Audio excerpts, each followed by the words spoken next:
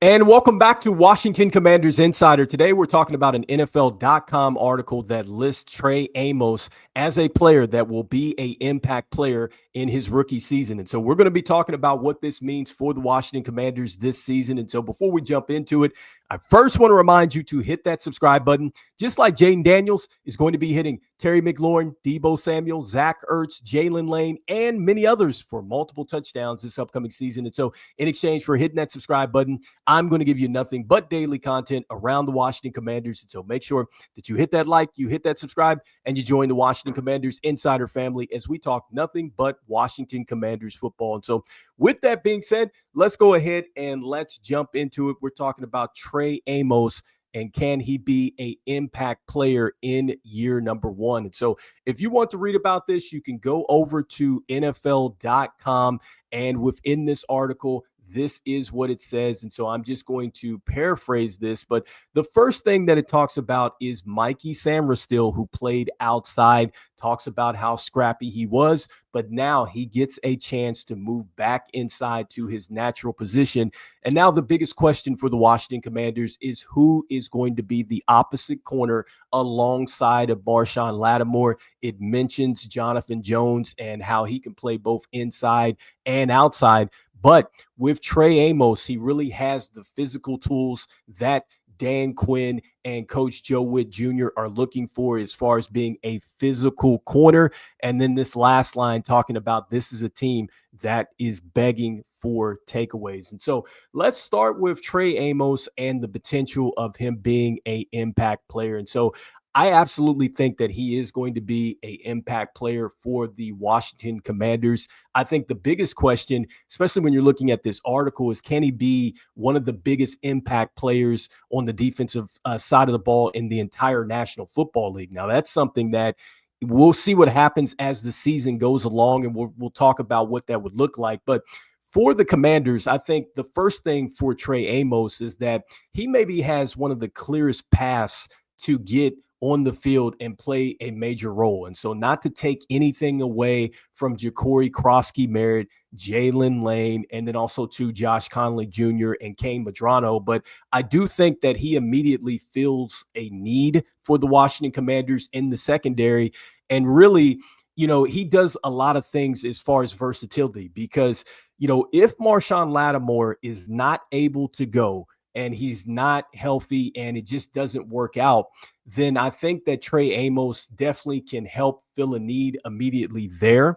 And if Marshawn Lattimore is ready to go, which I'm banking on, I'm hoping for as well, and I love what we've heard with him talking about how he feels thus far, then I think that now you have Trey Amos, who you can immediately plug in opposite of him. That does allow you to still move Mikey Samra still inside, and you can just use Jonathan Jones really as a player that you can shuffle in and out. He can also step up if somebody goes down due to injury or something like that. And so you just get a lot more versatile with Trey Amos being able to perform in year one. And so, look, we've heard a lot of great things about Trey Amos, and it sounds great. If you've looked at some of the clips, I mean, it looks great and everything else. But the question is, does it translate when we start to get into game speed? Once we get to the training camp and the pads are on, is he able to still show that he could be sticky in coverage? Is he still the type of player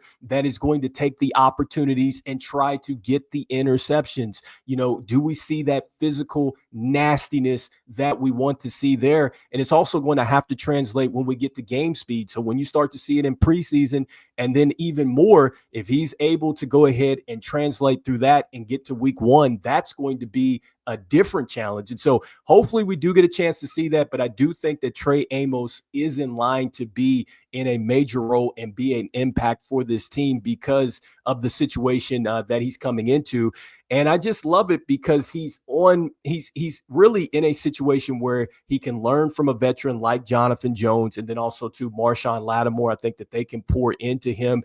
And I love the fact that it mentions that this is what Coach Joe Witt Jr. and Dan Quinn are looking for as far as the physical corner that they would like. Because when you're talking about year two of this program and just the defense taking the step forward, it's all about the players fitting the scheme. And I think that year one, we have to give them a ton of credit. Was it as great as we would like it to see across the board for the defense? Absolutely not.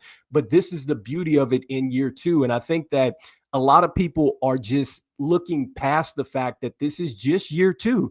And Trey Amos is their guy that they're looking for at the cornerback position that fits what they want to do. And so I'm not going to go out and say that he's going to turn into a Richard Sherman type of player, but I'm thinking back to when Dan Quinn was in Seattle. Like, I'm pretty sure that that's probably what they're looking for. They're looking for a corner that will give you that type of speed, that type of length, that type of sticky coverage, that player that could really turn into an Allen for this team, because now you become a bit more versatile back there and it's tougher for offenses to attack. And I think that when you get stronger in the secondary, I do think that that helps your run game there, because now, teams are going to try to figure out, okay, if we can't just pass on them like that and gash them this way, we got to try to figure out a way to loosen them up, which ultimately means that that they're going to try to hit you with the run and things like that. And so you can maybe send additional resources up there. And even if they do get to the outside, Trey Amos looks like a player that he's with all the contact in the run game. We certainly know that you're going to get that from Jonathan Jones as well.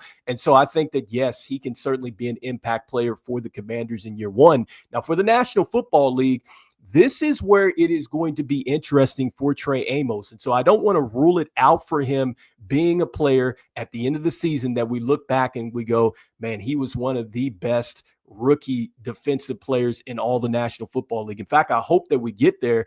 But when I think about a player that really was on that type of timeline or was able to really make that type of impact for us, and I'm just thinking like the last drafted player that we had in the secondary that did that, it was Champ Bailey. And so this is the guy that I used to have his jersey. In fact, I'm pretty sure it's in storage still.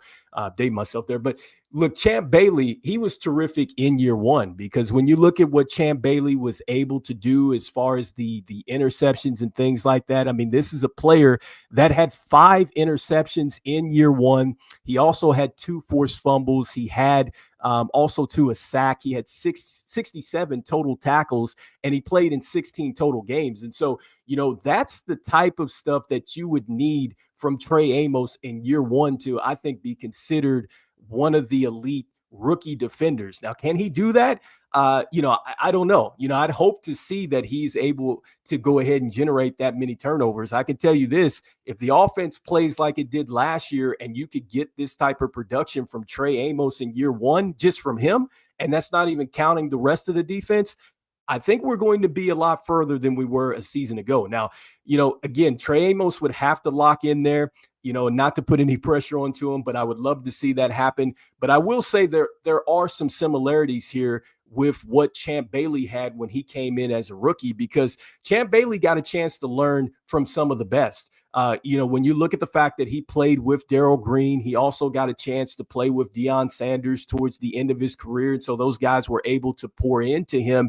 And so I think that when you look at Trey Amos, look, Jonathan Jones, I know he's not a Darrell Green, and I know, again, he's not a Deion Sanders, but he's still a 2-time Super Bowl champion. And so that has to count for something. And then Marshawn Lattimore, I get it, he hasn't won a Super Bowl, but he's been in some big battles in this league. And so I think that is going to help Trey Amos, along with the fact that you have to give Noah Nagami and these guys like that a lot of credit, who have been in some battles. And then also to Mikey Sammerstill, who will help him make that natural transition from into this year, because he played outside. And so he definitely knows what it takes. And so, this is going to help Trey Amos hopefully take off and become maybe one of the better defensive players, hopefully in year one. We'll see what happens. And so I would love to see a big year from him. I'd love to see that this defense gets it right with him. And I think that, man, if we could get a guy like Trey Amos to click, and we've already got something with Mikey Sammerstill,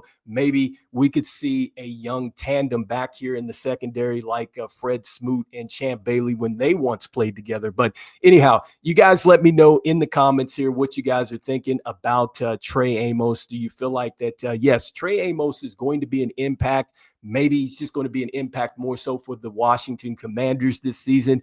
Or do you feel like, look, he's not only going to be an impact for the Washington Commanders, but you think that he's going to be one of the better players on defense in the entire National Football League. So I know that that is a tall order, but I'd love to hear what your thoughts are. And as we always say, look, go Commanders, and I'll see you on the next one. All right, peace.